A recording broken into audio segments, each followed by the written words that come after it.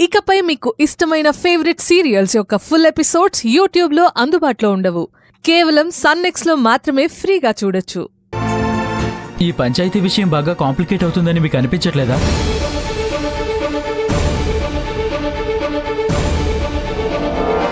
నాకు కాంప్లికేటెడ్ గానే కనిపిస్తోంది. నిన్న పంచాయతీ దగ్గర జరిగింది తలుచుకుంటే అక్కడ జరిగిందంతా నార్మల్గా అనిపించడం లేదు. దీని వెనుక ఎవరో ఉన్నారమ్మా. నిజమే, దీని వెనకాలెవరో ఉన్నారో. మనం ఏదో ఒకటి చేయాలమ్మా. ఇదంతా ఎవరు చేశారో కనుక్కొని వాళ్ళ అంతు చూడాలని నా మనసులో కూడా ఉంది విశ్వా. అయితే ఏం చెయ్యాలో ఎలా చెయ్యాలని ఆలోచిస్తున్నాను. ఎందుకంటే తొందరపడితే మన గురించి తెలిసిపోతుంది. పంచాయతీ దగ్గర ఆనందరావు ఒక్కడే ఇదంతా చేశాడంటే నేను నమ్మను.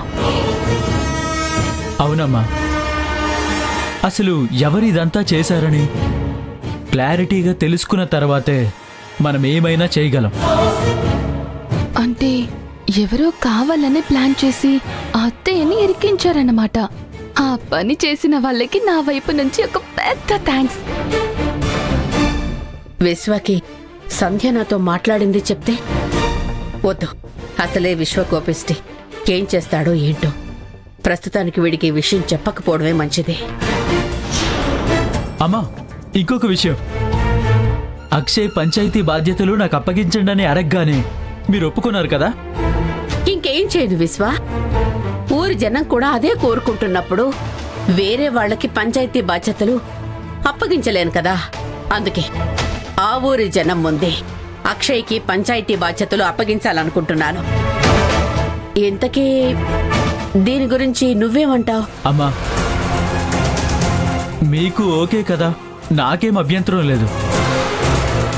అయితే ఒక విషయం చెప్పండి అమ్మా, మీరు నిజంగానే పంచాయతీ బాధ్యతల్ని అక్షయ్కి అప్పగిస్తున్నారా?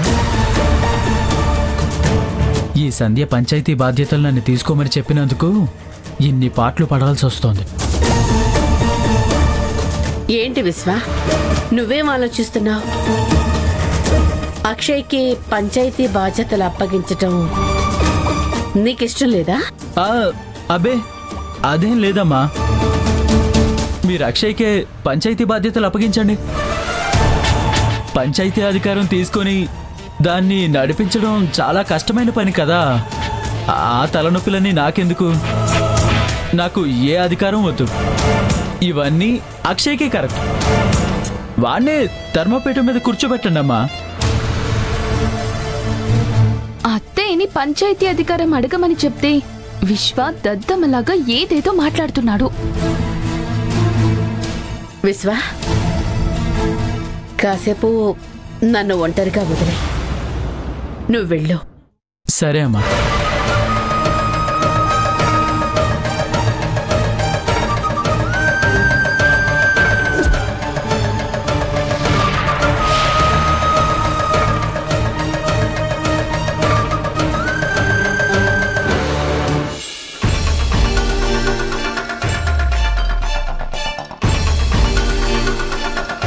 రే అరుణాచలం, నాకున్నది ఒకే ఒక్క కోరికరా. ఆ ఇంద్రాణి ఇంకెప్పుడు ధర్మపీఠం మీద కూర్చోకూడదు. అప్పుడే నాకు మనశ్శాంతిగా ఉంటుంది. ఇప్పుడేం చూసావా ఆనందరావు? ఆల్రెడీ ఇంద్రాణిలో భయం మొదలైంది.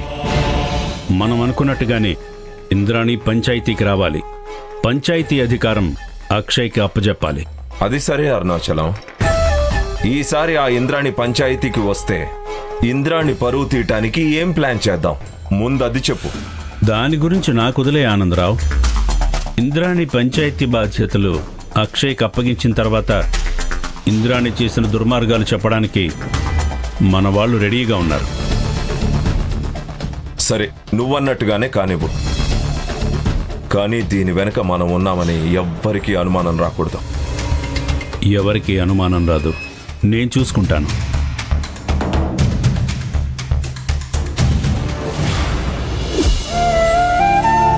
ఈరోజు పనులన్నీ చకచకా పూర్తయ్యాయి. కల్పన నాకు సహాయంగా ఉండడం వల్లే జరిగింది. కల్పన, చెప్పండి అక్క, ఏం చెయ్యాలి? వచ్చిన దగ్గర నుంచి పని చేస్తూనే ఉన్నావు. కాసేపు ఇలా కూర్చో. అక్క, నేను పని చేయడానికి వచ్చాను. ఇంకేమైనా పని ఉంటే చెప్పండి, నేను చేస్తాను. అంతేకాని ఇలా కూర్చొని కబుర్లు చెప్పడం నాకిష్టం ఉండదు. మరేం పర్వాలేదు, ఇప్పటిదాకా కష్టపడ్డావు కదా, కాసేపు రెస్ట్ తీసుకో. అది కాదక్క.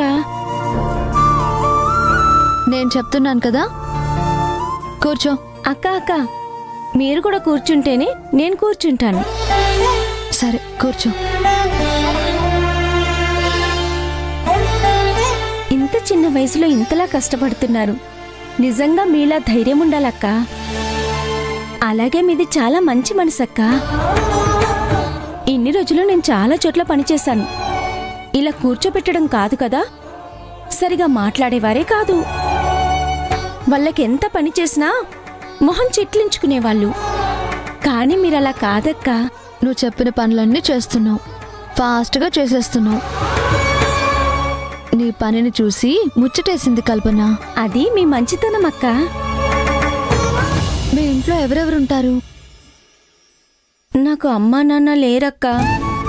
చిన్నప్పుడే చనిపోయారు. అప్పటినుంచి మా పెద్దమ్మే నన్ను చేరదీసి పెంచుతుంది. ఇప్పుడు మా పెద్దమ్మకు కూడా జబ్బు చేసింది. హాస్పిటల్కి తీసుకెళ్తే ఆపరేషన్ చేయాలన్నారు. అంత డబ్బు మా దగ్గర లేకపోవడంతో నాటు వైద్యం చేయించాను. మా పెద్దమ్మ మంచాన పడ్డంతో ఇల్లు నెట్టుకు రావడం కోసం నేను ఈ పనికొచ్చానక్క. బాధపడ కల్పన, జీవితంలో పరిస్థితులు ఎప్పుడూ ఒకేలా ఉండవు. నీకు మంచి రోజులు వస్తాయి. నా గురించి వదిలేయండి అక్క, మీ గురించి చెప్పండి. మీ ఆయన మిమ్మల్ని బాగా సపోర్ట్ చేస్తారు కదా.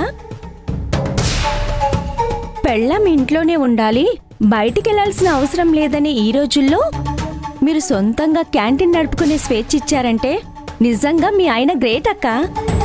మిమ్మల్ని బాగా చూసుకుంటారనుకుంటా.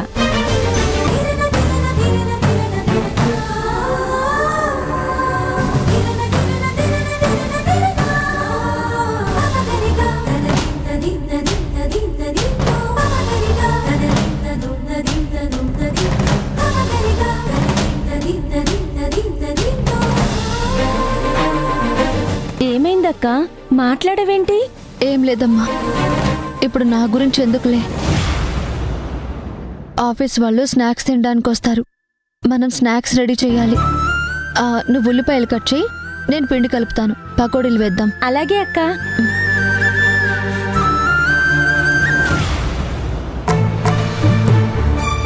అక్షయ్, ఏంట్రా ఏదో ముఖ్యమైన విషయం మాట్లాడాలన్నా? దేని గురించి?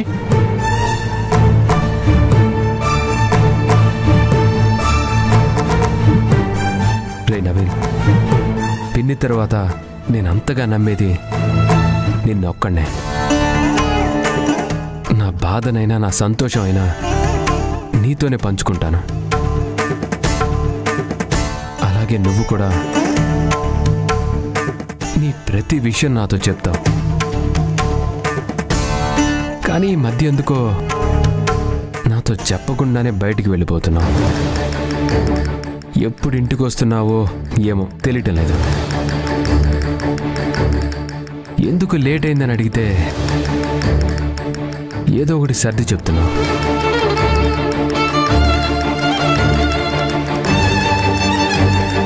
నా డౌట్ ఏంటంటే మాకు తెలియకుండా నువ్వు శ్రావణికి హెల్ప్ చేస్తున్నావు అనిపిస్తుంది.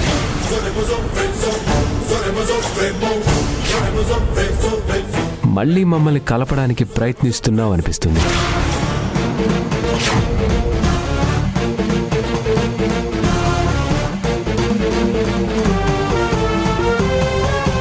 నిజం చెప్పరా, నువ్వు శ్రావణికి హెల్ప్ చేస్తున్నావు కదా? అక్షయ్, నువ్వు శ్రావణి మళ్ళీ కలుసుకోవాలని కోరుకుంటున్నాను. కానీ తనకి ఎలాంటి హెల్ప్ చేయట్లేదు.